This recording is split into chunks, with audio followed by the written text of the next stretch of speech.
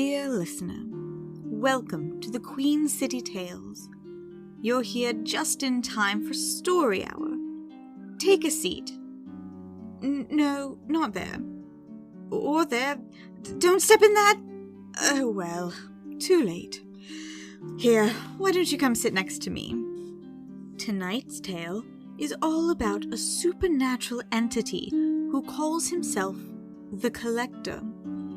He made the mistake of matching wits with Finn Valentine, street merchant and paranormal private investigator. Now he's cooling his heels in the dark dungeons under the city hall, biding his time and planning his revenge.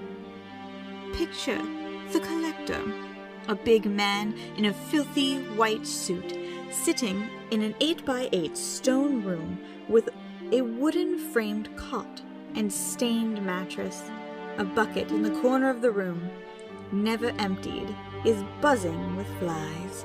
Gross! Who asked you? Anyway. The Collector sits on the edge of his cot, listening for the footsteps of the goblin guards making their rounds. Is this what I'm reduced to? Trapped by outdated laws created by the weak to subjugate the strong? Utter nonsense. Well, I wonder, do they have the means to keep me here? Hearing no footsteps, the Collector takes off a ring emblazoned with a black rose and whispers a few words of power.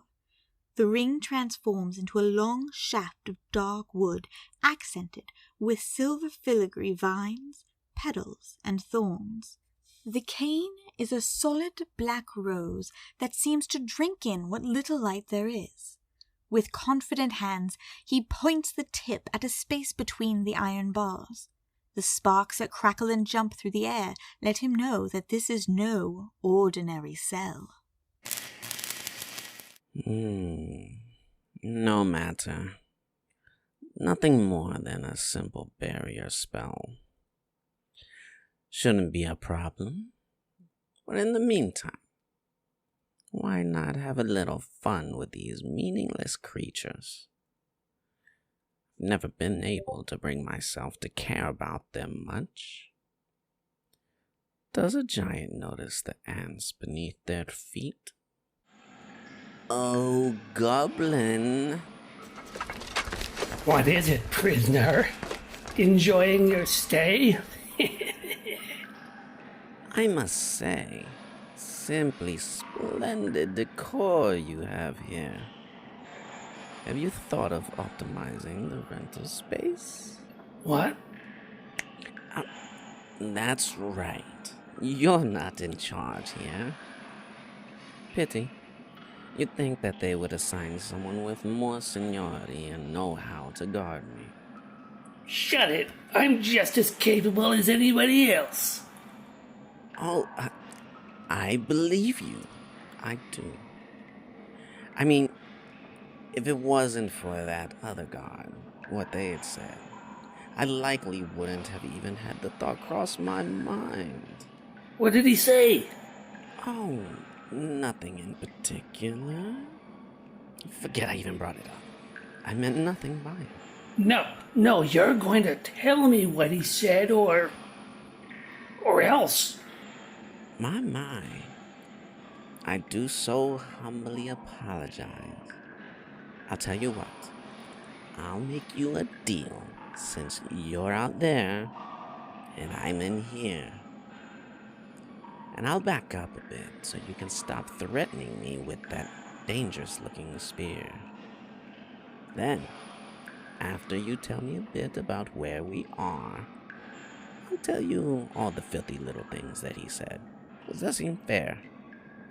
You better not be lying. I assure you, I only speak the truth. From my own version, anyway. Well, you're in the cells of Ogramaga. They're named after the legendary goblin architect who designed them. Just one big maze. And only we know the way out. So sit back and get comfortable. You're gonna be here for a while. Now, what did he say? I'm sorry, my green-skinned friend.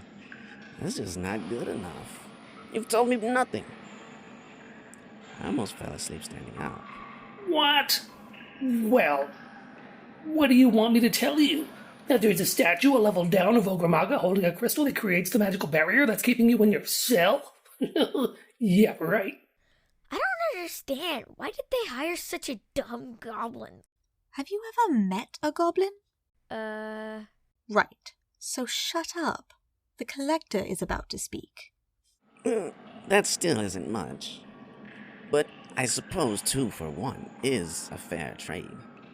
So, yes, the other guard said you fell asleep on duty several times before.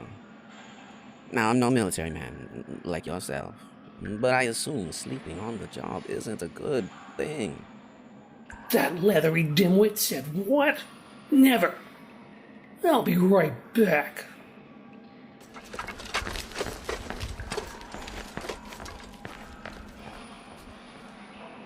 Well, that was easier than I thought it would be.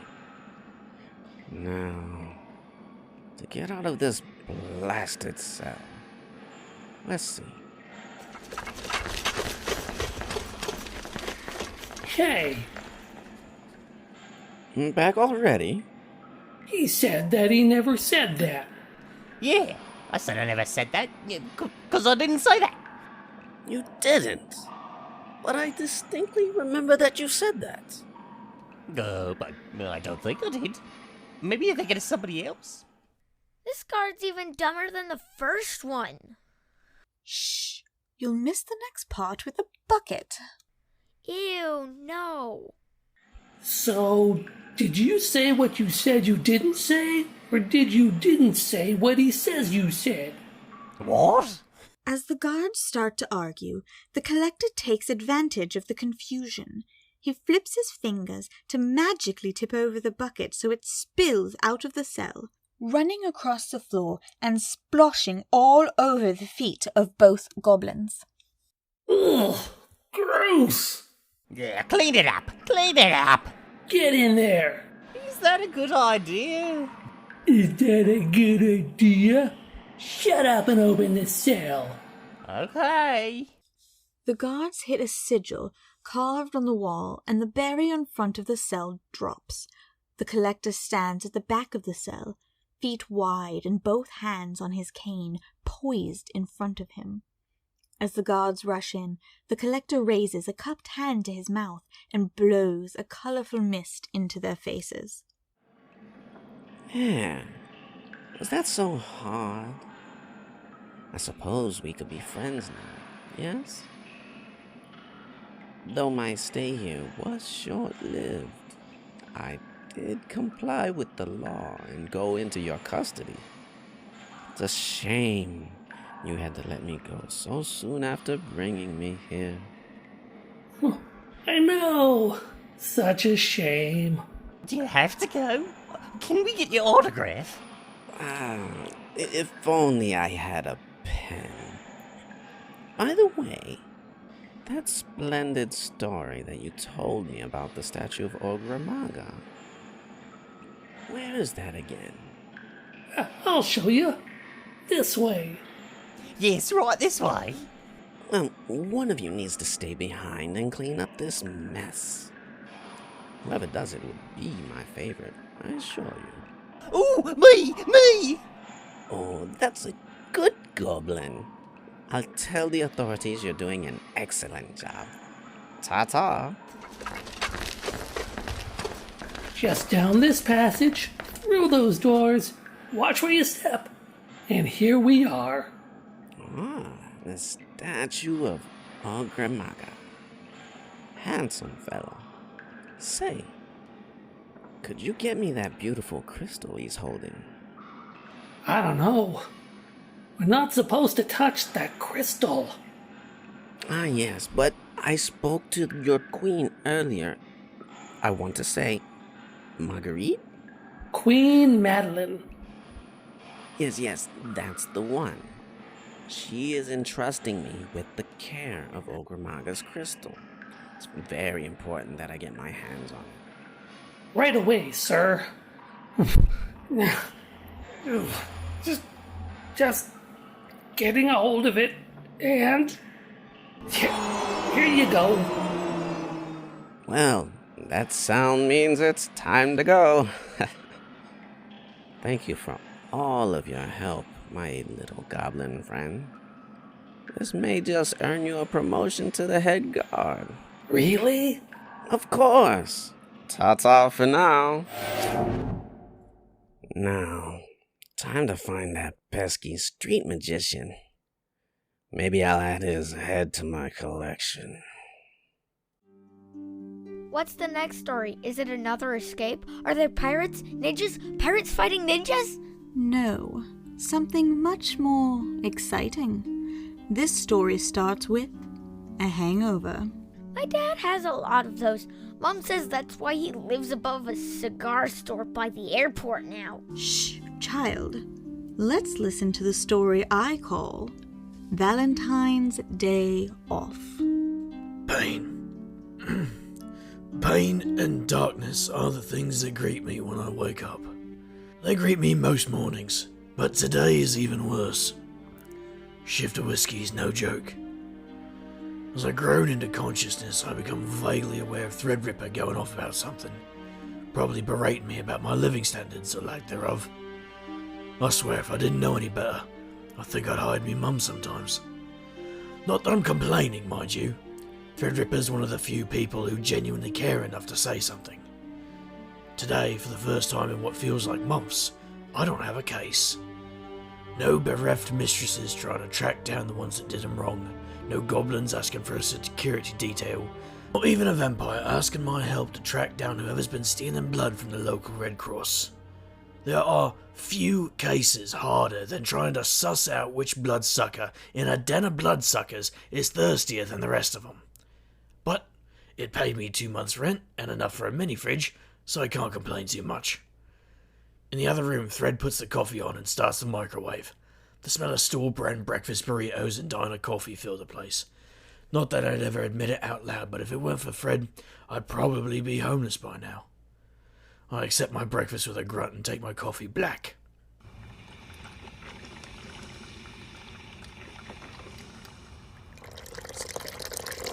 Thanks, Thread. You put any rum in here, or is this the Threadripper special? Booze? At 10 in the morning? In a word, new. It's your first day off in over 2 weeks. Your liver could use a day off, too. The liver is evil. It must be punished. The liver? Really, Valentine? Hey, if you say paninis are evil, I can have the liver. So, what are you gonna do today? I think I'll pay Anne a visit. The ink is starting to look faded already. Maybe I can soak up some luck. You know that's not how it works, boss. You never know. What are your plans for the day? Oh, organize some files here, maybe play a video game. Is it that one where you're escaping Hades over and over again? Not my cup of tea, to be honest. No, you'd prefer a game where you went straight to Hades and stayed there. You know, you're not wrong. I throw on a jacket as I head out the door. The sunlight glares down at me like I owe Apollo money. Come to think of it, I might. I shield my eyes from the angry gaze of the sun and wave down a cab. I tell the cabbie to take me to the Sobeys liquor store by the Southend Mall. Not sure why. Just a hunch that Anne's shop will turn up thereabouts. Anne's place tends to move around the city, but I've gotten pretty good about guessing her location. Or maybe she just knows where to find me. Albert Street is packed with cars. Normies going about their daily lives, unaware of what lies just beneath the surface. They see people walking down the street, talking on their cell phones to loved ones or not so loved ones. People shopping in convenience stores or buying cars or even meeting up at the curling club for some reason or another. I've been living in this city for the better part of 40 years. I will never understand curling. The cab seems to hit every single light on the way, but it gives me enough time for my headache to subside a bit. Probably could have gotten a murder buzz from Thread, but too much of that swill will definitely kill my liver. I toss a tenner to the cabbie and step out. Sure enough, right next door to Sobeys is Anne's parlour, the Neon Crossing. I go in and lean against the counter, idly looking at the different lighters, athames, and tarot decks that Anne has tucked away behind the enchanted glass. I could hear that gentle buzz of a tattoo gun coming from the back. It wasn't long before I got the familiar sensation of electricity grazing the hairs on the back of my neck. I turned around to see Anne staring me down, a clear look of disapproval on her face. How is it that you run out of magic so quickly, Finn? What can I say, Anne? I like your company so much I need any excuse I can get to come by. Get in the chair, Fingal. I suppose you want this one on your tab, too? You're reaching your limit, you know. Actually, I have a bit of cash weighing down my wallet today. Flack hired me to investigate what they thought was a rival shifter gang that had moved in on their turf. Turns out it was just a furry convention with some very well-made fursuits. They couldn't just smell the humans? Why'd they hire you? Hey, I didn't question it. The pay was good for 15 minutes of work. I thought if I asked too many questions, they might think the pay was a little too generous. Anne doesn't say anything, but the twitch of a smile at the corner of her lips gives her away. I close my eyes with that image still fresh, and I let her get to work. I've said before that Anne is known as the Inked Goddess, and that is true. But even that title doesn't do her work justice. Anne is an artist before anything else. The way she can conjure up the true essence of a thing and put that into her ink is nothing short of, well, divine. And her skill with a needle, second to none. 2 hours later, and all my tattoos look as fresh as the day I first got them. Seeing them like this, with the lines freshly drawn and the magic full, it's always a bittersweet moment. On the one hand, the magical recharge makes me feel alive and able to take on the world. But on the other hand, well, the first time Anne's needle ever touched my skin was the day I lost Katerina. Until recently, that particular memory had been muted, faded by time and magic to help me cope. But recent events brought it all back to me. As much as I love Anne's art and the magic it offers me, it'll never dull the pain and guilt from that day. I thank Anne and pay her, making a promise to pay off the rest of my tab. I think we both know it will be any time soon, but I like to keep my promises open and empty. Now that my magic is topped off, there's only one thing left for me to do today. I spin the little wheel in my head, letting it land on the casino. Instead of hailing another cab, I stroll up South Albert for a bit and cut into South Lakeview when I hit 25th. As I go over every spell, magical tidbit, and deity in my wheelhouse, I do my best to pay attention to where I'm walking. Nothing spoils your day like accidentally bumping into an ogre or a shifter who may not be looking for an excuse to take their frustrations out on your kidneys. Threadripper is probably the only person in the world who knows about my little superstition. See, there's a reason I'm headed to the casino, and it ain't because I want to blow through what little money I had left. There are so many people that lose so much in that place, there has to be some kind of magic at work. Rigged slot machines can only account for so much, so I think that all the luck that people enter with is siphoned off, see? You go in, you put a coin into a machine, and your luck is loaned to the casino until it decides to give it back to you.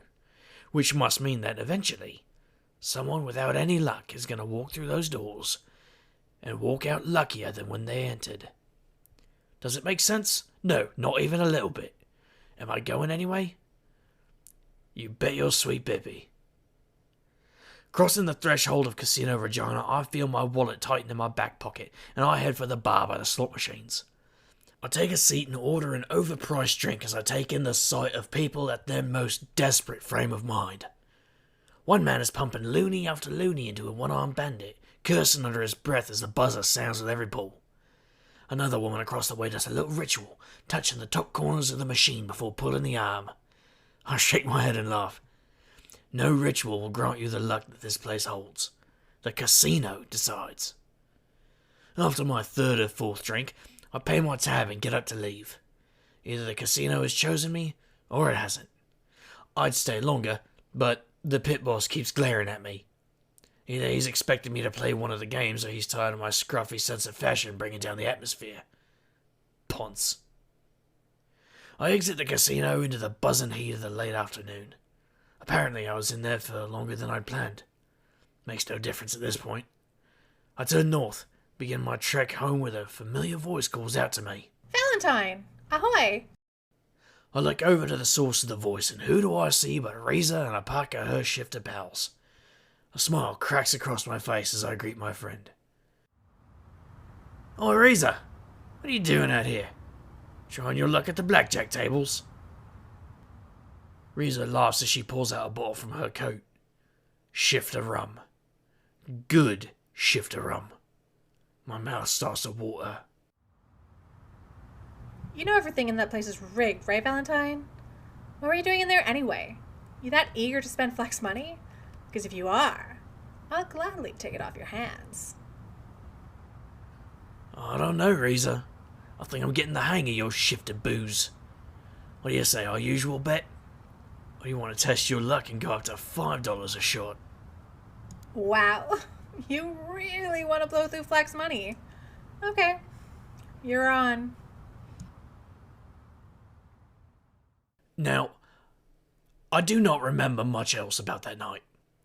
I remember Reza smiling and it sending a chill down my spine that had nothing to do with the weather. I remember the taste of the rum. And I think I remember Threadripper fussing about something. But who won the bet? And how did I get home? I'll have to ask Thread in the morning. As I lay my spinning head down onto the futon, Thread puts a bucket in my hand in case I need it. I close my eyes, hoping that the rum was enough. Hoping that tonight, for once, I can sleep without seeing Katerina in that apartment. But as my mind enters the limbo between wake and sleep, the voice comes to me once more.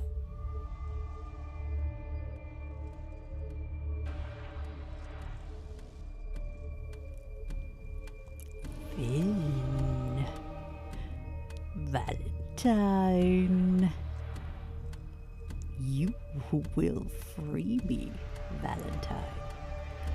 All you have to do is say yes. One word, and all my power can be yours. And then my family can finally feast. They're so hungry, Valentine. So very, very hungry.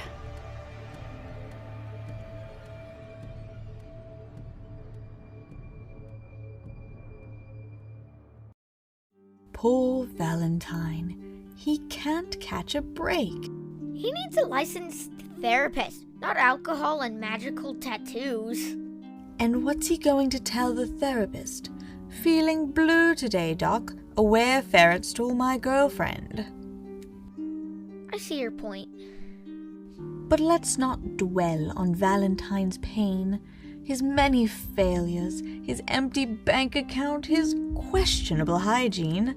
Oi, I can hear you. Get on with the story already. But this is the story of Valentine's greatest triumph. Listeners, I give you Zero's Heroes. Alright, you green-haired trog, you and I both know you didn't come here to mess with my checkers set. So what are you really doing here? Believe what you want, but that's my story. Your story doesn't add up. You covered all the pieces in glitter last week, and I'm still finding the stuff everywhere. You've done something. And somehow, you made a mistake and got caught. Now spit it out. Tell me the truth, and don't you dare quote movie lines at me. Fine.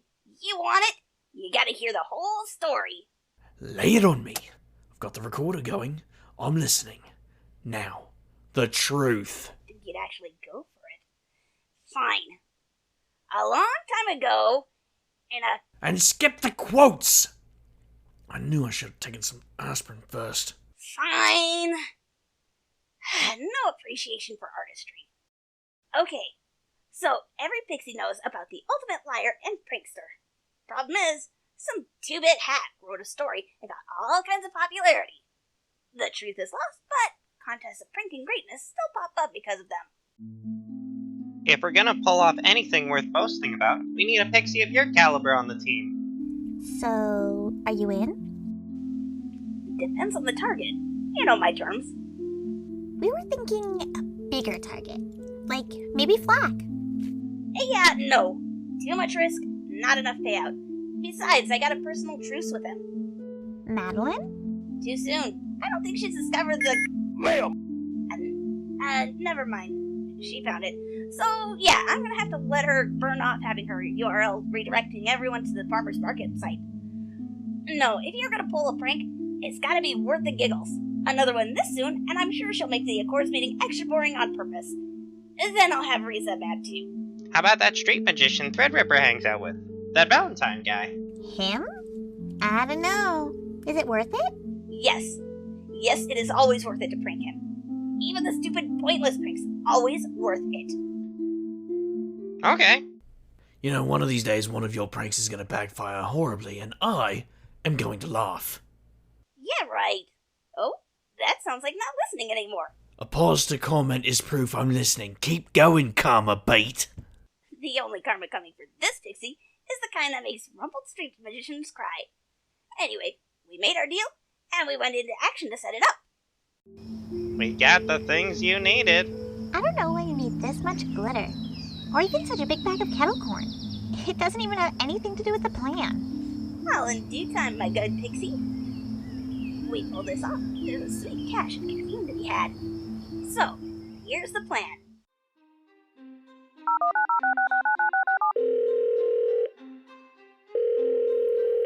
Valentine Investigations, 10% off same-day cases if you file right now.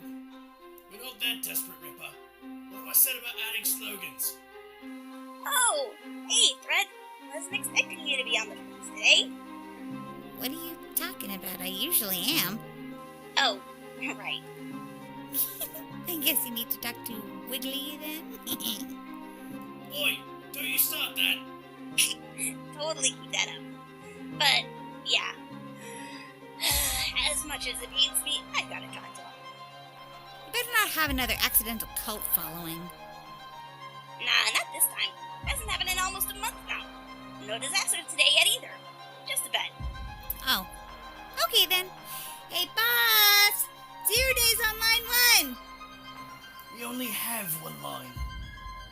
Alright, Trog, what is it this time? Somehow managed to flush an anvil down a toilet? No, but that gives me an idea. Great. I'll save that one for later. Anyway, so, I got a bet going with Riza that I could get you to go for a manicure. Yeah, she's winning that bet. Not so fast.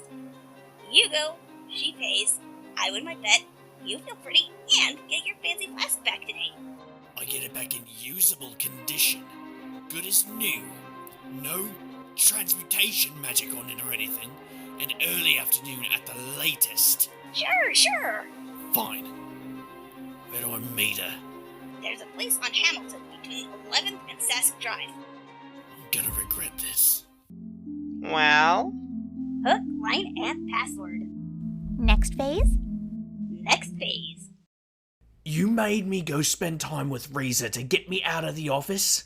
For your prank? Sure did. Git. That reminds me, give me my flask. Oh, done listening then? Not on your life, just give it and get on with it. Nuts. Fine. Sneak, sneak, sneak. Sneak, sneak. Sneak, sneak, sneak. Stepper, what are you doing? We're on a heist. We need good music. Let's skip it for now. Everyone's the actual sneaking. Once you're past Threadripper, you're fine. Sweet. Got it. Well, if it's okay, after that, I do kind of have a playlist ready. Even better. Hold your downloads. You remember the plan? You go in and try to get a date. Not gonna work, you know. It could. No, it couldn't. Shush. And while you're talking to Threadripper, we sneak in, grab the loot, and use the auto police to get into the automatic shopping cart outside. For the last time, it's the Shop-O-Matic rally cart. Coincidentally, we're starting up a device naming service. I'm not hiring you.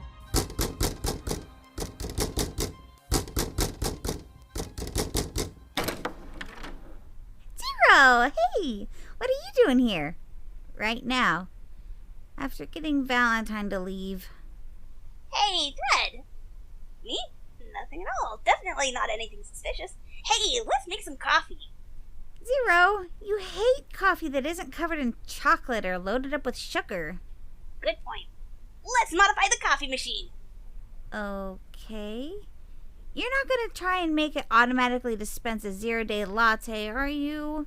That really didn't go well the last time you tried it. I only got stuck in that time warp for 3 days, or hours, or was it weeks? I don't know. But I got out. Plus I figured out where it went wrong. Uh-huh. You totally actually need me to do something. Yeah, observation?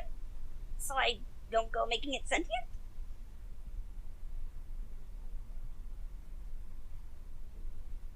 Or accidentally creating a time-space anomaly? Or that. Stepper, your wings are buzzing. How dare, Coax? That's not me. That's the janky old AC unit. Shh, you're gonna get us caught. Zero! You're being a distraction, aren't you?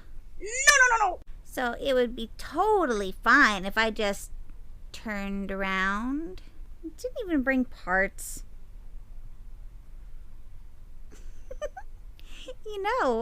You could just ask me to pretend I didn't see anything. So, what are you stealing? Stealing? I'm not stealing anything. I asked to borrow it last week. Besides, asking you to pretend ruins the game. He didn't even ask what you were borrowing, did he? Nope. 0 day. Coax! You better get moving before you get caught. I'm not gonna get caught. Besides, I gotta ask you something. So, I got this big bag of kettle corn, and, Ripper, you alright in here? The door was left open and... You! Sounds like we're caught up. So, what did you do? What did you take? I know you didn't get to the coffee machine. It hasn't changed and it's still here. So what was it? something small, new. You haven't even missed it yet, have you? What did you take? Besides, it wasn't even me. I just set it up and... 0! Gee, it's fine. A short story, unnecessarily long. We borrowed your mini fridge. You took... You took my mini fridge? I just bought that! Don't you already have 7 anyway? I have 9, thanks. But we got you, and there's nothing you can do about it. We've got the mini fridge and everything in it. Fine. You win this one. I expect you to bring it back just the way you took it. Actually, better. Of course I win. Of course. Except... Except? Did you look inside? What? Did you look inside the mini fridge? What did you do? Sorry, 0 day, we got it! Yeah! This is gonna be sweet! Totally. Break out the murder buzz. What is this? What's wrong? What is this? Lime-ish breeze? Dreams of grapefruit? I can't believe it's not grape? This is flavored carbonated water. Worse, it's generic. No! You have been listening to The Graveyard Tapes, Day in the Life, produced by Miguel Diaz III, edited by Aidan Morgan, Angela Dumalag, James Nichols, and Nikki Ewart, with Maxine Bachman as the narrator and Angela Dumalag as the kid. Series created by Dustin Gray. Jailbreak, written and produced by Miguel Diaz III. Miguel Diaz as the Collector, Aidan Morgan as Goblin Guard 1, Devin Bars as Goblin Guard 2. Valentine's Day Off, written by Chase Hunter, produced by Miguel Diaz, with Chase Hunter as Valentine, Rick the Whitebird as Threadripper, Fenway Jones as Anne, Caitlin Sinnott as Riza, and Nikki Ewart as Invasri. Zero's Heroes, written by Angela Dumalag, with Chase Hunter as Valentine, Rick the Whitebird as Threadripper, Angela Dumalag as 0 Day, Maxine Bachman as Coax, Corey as Stepper.